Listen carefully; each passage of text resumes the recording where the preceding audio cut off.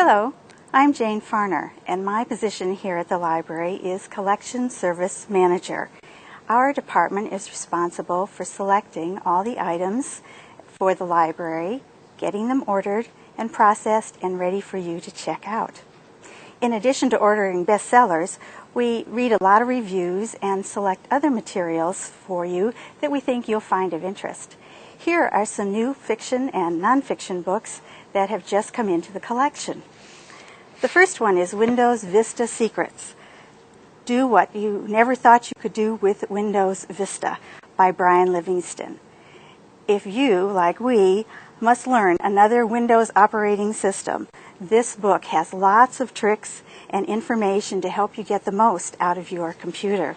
For people who deal with children on a regular basis, we have Unplugged Play, No Batteries, No Plugs, Pure Fun by Bobby Connor. It's a great book with ideas that don't require electronics. There are all sorts of activities to stretch the imagination and spark the creativity of children so they don't say, "I'm bored." There are great ideas in here for babysitters and parents and grandparents. You may have heard about the new books on 1,001 Places to Visit Before You Die.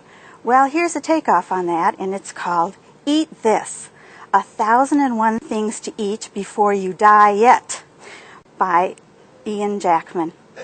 Jackman believes that life's too short to just eat McDonald's and Starbucks things. So he's guided by food experts, and he's traveled across the country from the East Coast to the West, big cities and small towns, and found all sorts of interesting things he thinks you ought to eat. And he writes it in a way that makes you want to jump right into the car.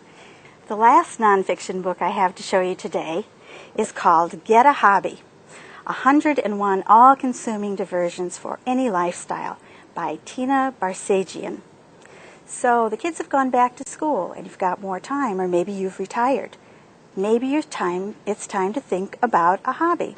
Well, this book is great because it has a hobby personality quiz to give you an idea of what sort of things you might look into.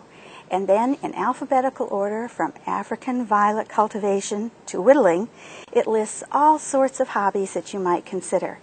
Most people are familiar with Renoir's painting, The Luncheon of the Boating Party, if not by name, at least by looking at it. Well, Susan Vreeland has written a book about this painting, giving a fictionalized account of the characters, the people who actually appear in this painting, and what Renoir was going through while he was painting it. It's fun to read the book and keep looking back at the cover and the people on the cover to see who she's writing about. And finally, a newer author, Masha Hamilton, has written a book called The Camel Bookmobile. It's about a librarian who wants a little more excitement in her life. So she leaves her position at a library and goes to Africa to help with the Camel Bookmobile. It brings up some interesting thoughts about how our Western society thinks of imposing literacy and books onto societies that really have an oral tradition. And it's also interesting to see how the people in the bush think of life outside of modern society.